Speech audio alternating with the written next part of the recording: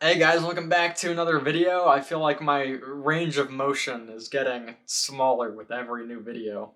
I've been being pretty negative lately, I've been in my hating arc, maybe not on YouTube, but in general life.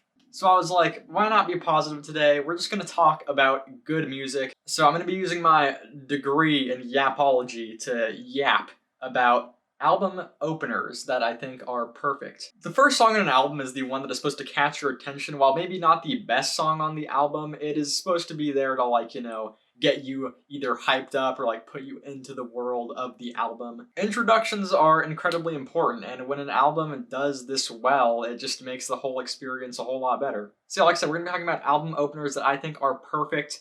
I think they're perfect. If you don't think they're perfect, tell me why in the comments, tell me what you would pick. But yeah, all of these songs I think are just perfect ways to start off their respective albums. So why don't we start off with a very agreeable one, and that is going to be Smells Like Teen Spirit by Nirvana. Every song on this album is just incredible. Well, maybe almost every one. I don't think this album is perfect. But Smells Like Teen Spirit is just such an incredible experience, and it is a hell of a way to kick off an album. Obviously, I'm just speaking from hearsay and hearing from older people, but this sound was completely unheard of when it came out. And even then, just because it was special then doesn't mean that it's not super unique now. The production on this thing is just masterful. Every instrument sounds super clean. Not only that, but the guitar tones are super unique. And I feel like this song is perfect because of some of the imperfections it has. Obviously, Kurt Cobain wasn't the best vocalist ever. There are some weird vocal moments, but those just add so much character to the song. And just Nirvana as a whole.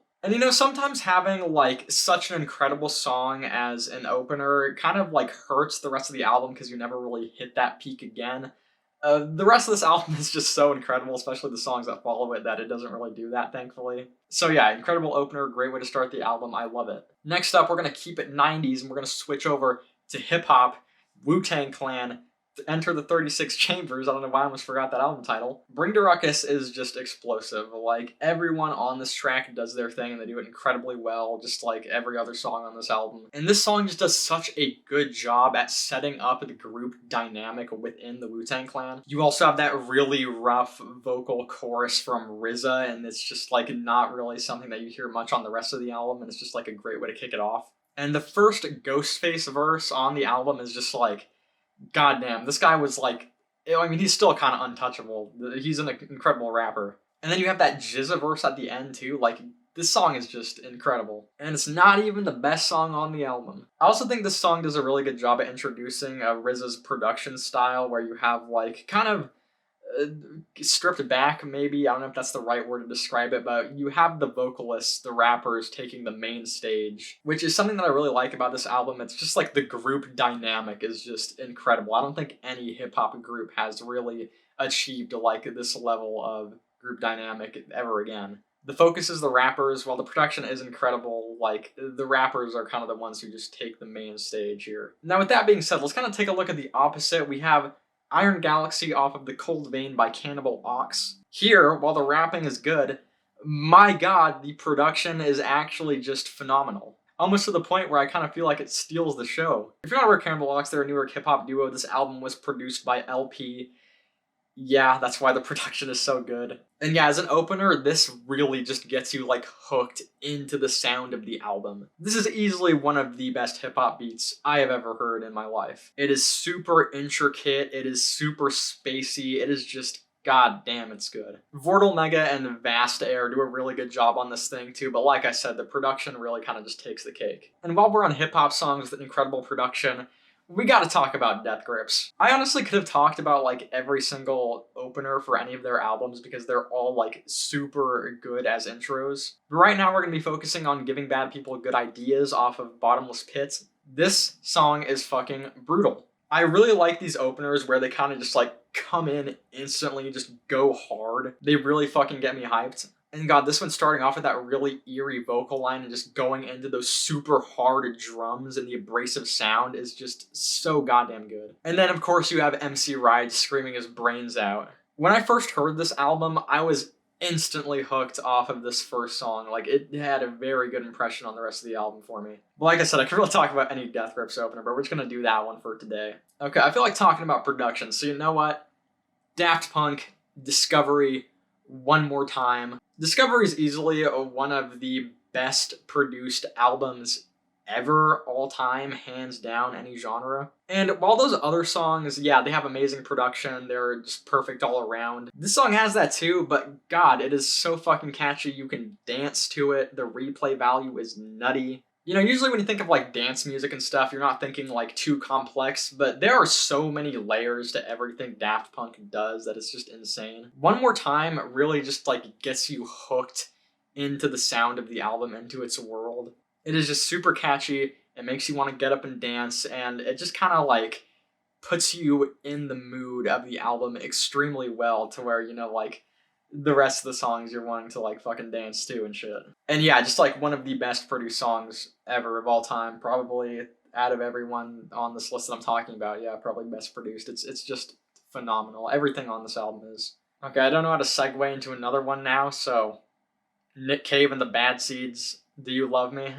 This is off of the album Let Love In, and honestly, this might be like one of, if not my favorite openers ever. This album is a super, super dark experience, and this song just sets that up perfectly. It is just such an eerie experience. Once that first piano line comes in, it's just like, holy shit. Not to mention, but Nick Cave just has like one of the most like horrifying vocals, I guess, that is, I don't know if that's the right way to describe it, but god, he just sells so perfectly a man who is just like super fucked up, like he describes himself on the rest of the album. And that hook is just so chilling and unsettling. It is just so goddamn good. Another one that I could probably call one of my favorite openers, if not favorite of all time, Prince, Let's Go Crazy off of Purple Rain. The spoken word portion of this thing is iconic, those synth lines are beautiful. And then once we get into the actual song, it's kind of like the Daft Punk song One More Time, where you just want to like get up and dance instantly. This song is such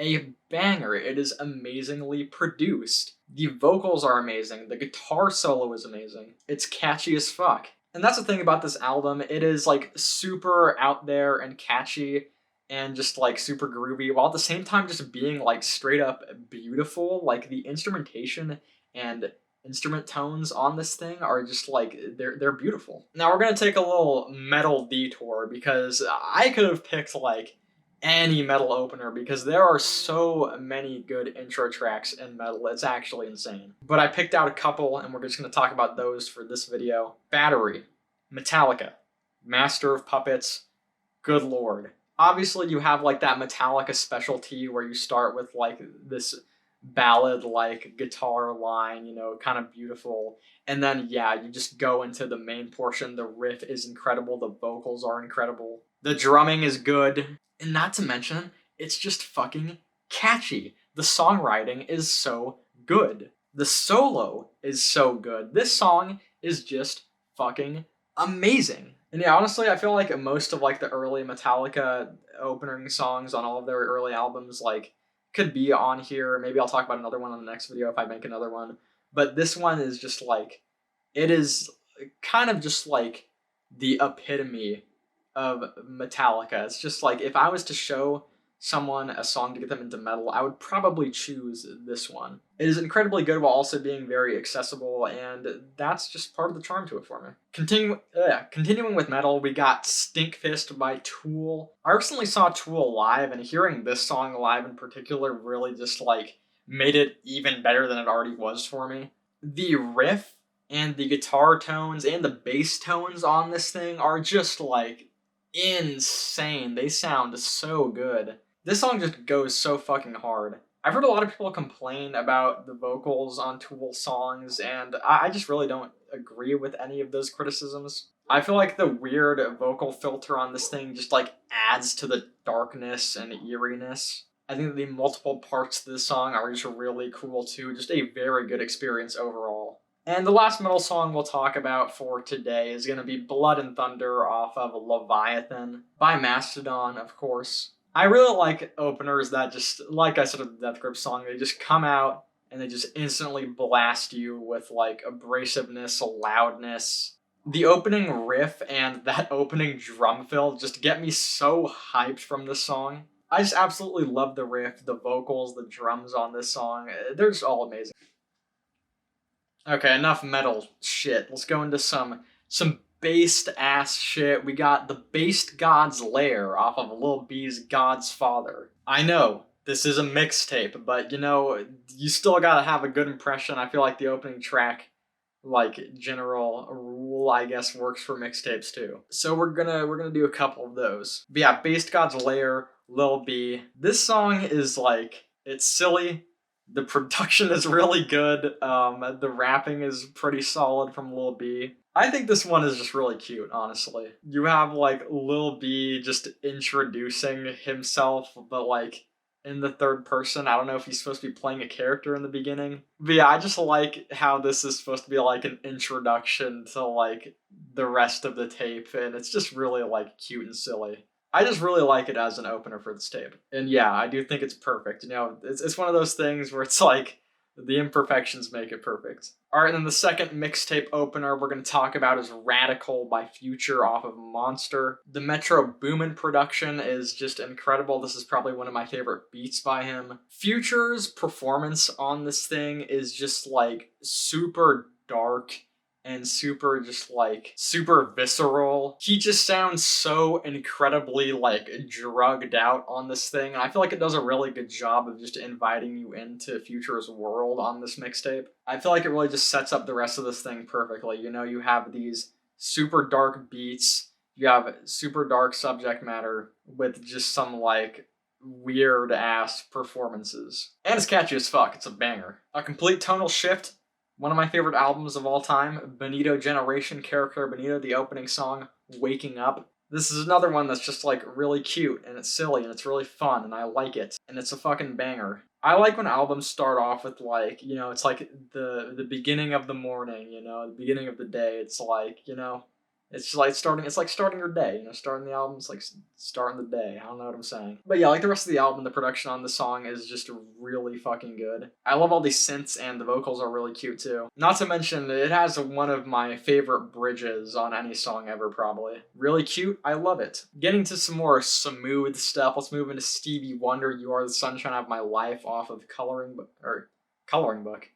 Off of Talking Book. This is not Chance the Rapper. God, the instrumentation on this thing is so smooth. It is so beautiful. The vocals are so good. I don't even know how to really like describe the feeling I feel when I listen to this song, but it's just like, it's a wonderful feeling. It's just super warm too. This is just like such a sweet song.